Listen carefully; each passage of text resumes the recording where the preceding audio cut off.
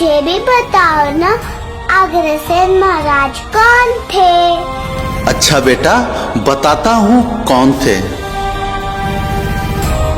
इस कथा की शुरुआत होती है त्रेता युग से, जब श्री रामचंद्र जी के पुत्र कुश की 34वीं पीढ़ी के महाराजा वल्लभ सेन जी के घर बालक अग्रसेन का जन्म होता है।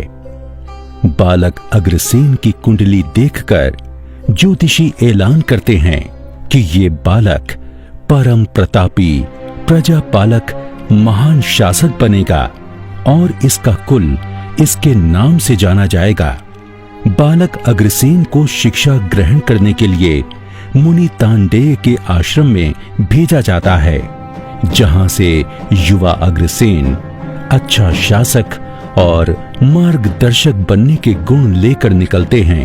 तभी महाभारत के युद्ध में पांडवों की ओर से लड़ते हुए युवा अग्रसेन के पिता महाराजा वल्लभ सेन जी जब भीष्म पितामह के हाथों वीर गति को प्राप्त होते हैं, तब शोकाकुल अग्रसेन जी को भगवान श्री कृष्ण शोक से उभरने का दिव्य ज्ञान देकर पिता का राजकाज संभालने का निर्देश देते हैं। युवा अग्रसेन श्री कृष्ण जी के दिव्य ज्ञान को अपनाते हुए क्षत्रिय धर्म का पालन कर अपने राज्य का भार संभालते हैं।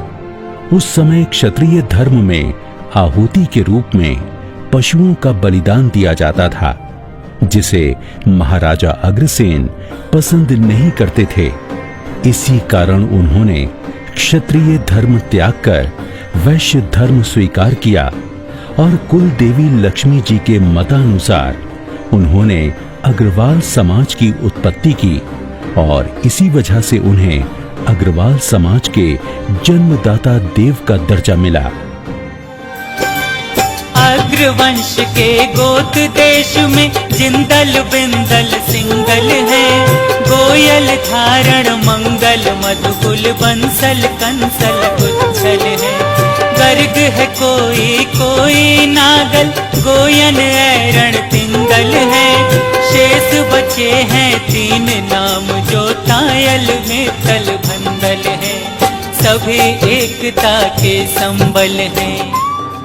धार्मिक मान्यता के अनुसार युवावस्था में महाराजा अग्रसेन को राजा नागराज कुमुद की कन्या राजकुमारी माधवी के स्वयंवर में शामिल होने का न्योता मिला। उस स्वयंवर में दूर दूर से अनेक राजा और राजकुमार आए थे। यहाँ तक कि राजा इंद्र भी राजकुमारी के सौंदर्य से वशीभूत होकर वहां पधारे थे। स्वयंवर में राजकुमारी माधवी ने राजकुमार अग्रसेन के गले में जयमाला डाल दी। ये 2 संप्रदायों, जातियों और संस्कृतियों का मेल था। जहां अग्रसेन सूर्यवंशी तो वहीं माधवी नागवंश की कन्या थीं। इस विवाह से इंद्र जलन और गुस्से में आपे से बाहर हो गए और उन्होंने प्रताप नगर में वर्षा होना रोक दिया, जिससे चारों ओर त्राही त्राही मच गई। लोग अकाल मृत्यु का ग्रास बनने लगे। तब महाराजा अग्रसेन ने इंद्र के विरुद्ध युद्ध छेड़ दिया। अग्रसेन धर्म युद्ध लड़ रहे थे तो उनका पलड़ा भारी था, जिसे देख देवताओं ने नारद ऋषि को मध्यस्थ बनाकर दोनों के बीच सुलह करवा दी। कुछ समय के बाद महाराजा अग्रसेन ने अपने प्रजाजनों की खुशहाली के लिए काशी नगरी जाकर शिव जी की घोर तपस्या की, जिससे भगवान शिव ने प्रसन्न होकर उन्हें मां लक्ष्मी की तपस्या करने की सलाह दी। मां लक्ष्मी ने परोपकार हेतु की गई तपस्या से खुश होकर उन्हें दर्शन दिए और कहा कि अपना एक नया राज्य बनाएं और क्षत्रिय धर्म का पालन करते हुए अपने राज्य तथा प्रजा का पालन पोषण व रक्षा करें। उनका राज्य हमेशा धन धान्य से परिपूर्ण रहेगा। अपने नए राज्य की स्थापना के लिए महाराजा अग्रसेन ने अपनी रानी माधवी के साथ सारे भारतवर्ष का भ्रमण किया। इसी दौरान उन्हें एक जगह एक शेरनी एक शावक को जन्म देते दिखी। कहते हैं जन्म लेते ही शावक ने महाराजा अग्रसेन के हाथी को अपनी मां के लिए संकट समझकर तत्काल हाथी पर छलांग लगा दी। उन्हें लगा कि ये दैवीय संदेश है जो इस वीर भूमि पर उन्हें राज्य स्थापित करने का संकेत दे रहा है। ऋषि मुनियों और ज्योतिषियों की सलाह पर नए राज्य का नाम अग्रोदय रखा गया और जिस जगह शावक का जन्म हुआ था उस जगह अग्रोदय की राजधानी अग्रोहा की स्थापना की गई। ये जगह आज हरियाणा के हिसार के पास स्थित है।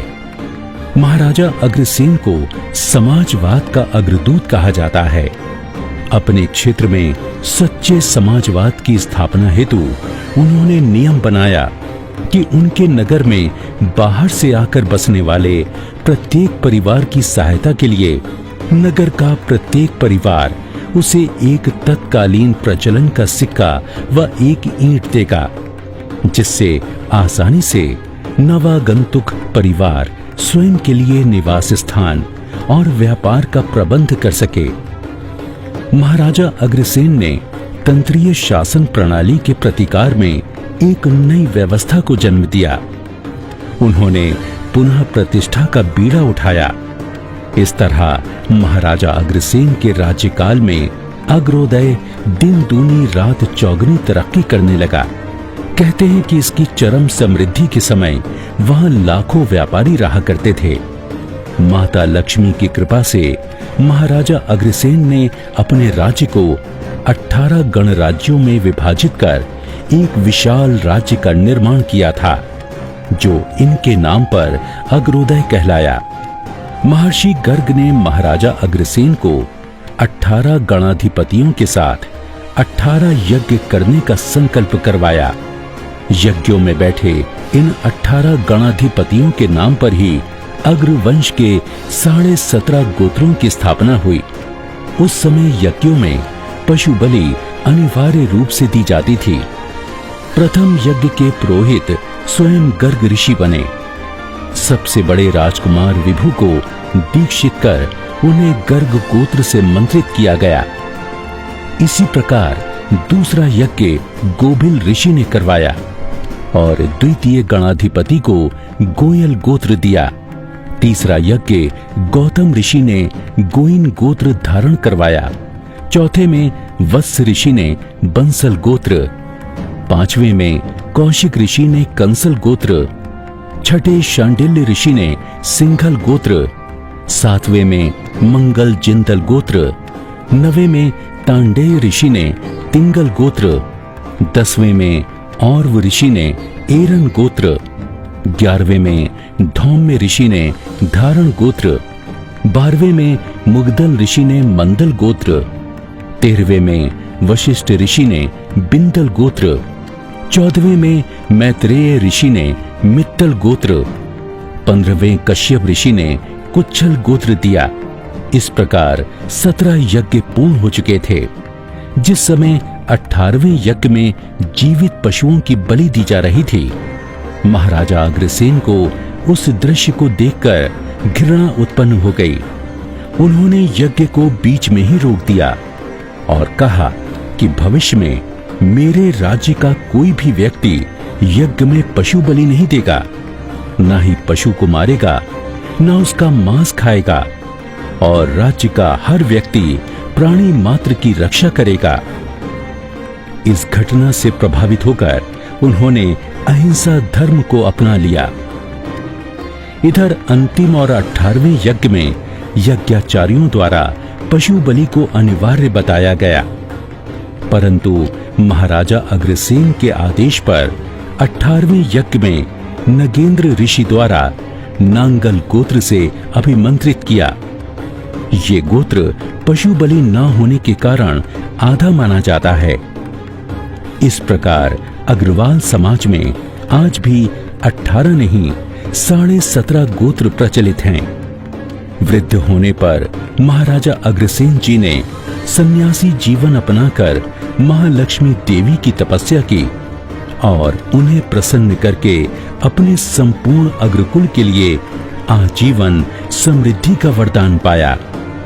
ऐसे परम प्रतापी समाज सुधारक महाराजा अग्रसेन जी अग्रधारण को एक धर्म का रूप देकर और स्वयं भगवान बनकर अपनी पूजा करवा सकते थे, परंतु उन्होंने इसे एक समाज का रूप दिया और हमारे अग्रकुल के महान प्रवर्तक बने। अग्रसेन के वंशज हैं हम, आगे बढ़ते जाएंगे। अग्रसेन के वंशज हैं हम, आगे बढ़ते जाएंगे। अग्रवंश की सेवा में हम मिलकर हाथ बढ़ाएंगे। अग्रवंश की सेवा में हम मिलकर हाथ बढ़ाएंगे। जय जय अग्रसेन महाराज, जय जय अग्रवाल समाज, जय जय अग्रसेन महाराज, जय जय अग्रवाल समाज। अग्रसेन के वंशज हैं हम, आगे बढ़ते जाएंगे। अग्रसेन के वंशज हैं हम, आगे बढ़ते जाएंगे। अग्रवंश की सेवा में हम मिलकर हाथ बढ़ाएंगे। अग्रवंश की सेवा में हम मिलकर हाथ बढ़ाएंगे। जय जय अग्रसेन महाराज, जय जय अग्रवाल समाज, जय जय अग्रसेन महाराज।